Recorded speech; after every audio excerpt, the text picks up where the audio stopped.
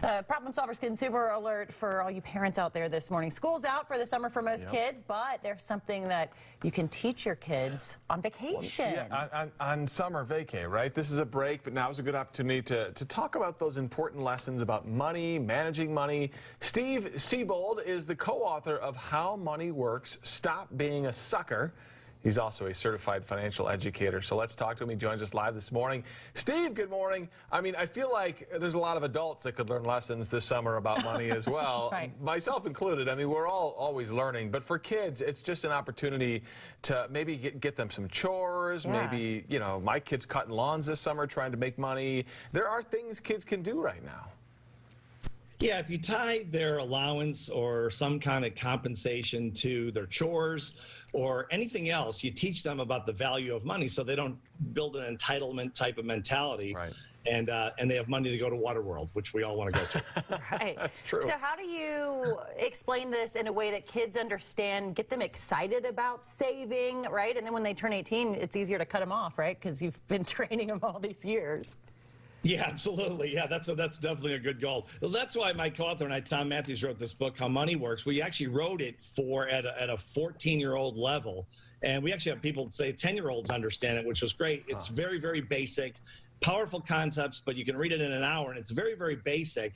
And if you give your kids the book and they study it, they literally can start saving their money or their allowance immediately. It's amazing when you have a lot of time to let money grow, it's amazing how much you accumulate over a period. Yeah. Interest is an amazing thing. Compounded interest is definitely amazing. And, you know, I do think, Steve, you know, I grew up back in the 80s, and I feel like, you know, you went out and you figured out ways to make money as a kid, and you spent your money at the candy shop.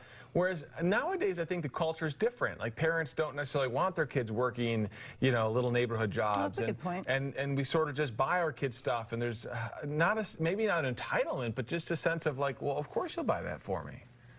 Yeah, I think it's a really big mistake. I mean, teach kids the value of money. Teach them to have a positive relationship with money and get excited about the potential of living in the richest country in the world by complete luck for the most part. Yeah. And you can have anything you want here financially and materially and in every other way pretty much, and teach them the value of it and to have a good relationship with it so they'll accumulate it. What age do you think is a good starting point to open up a bank account for a kid? Good question.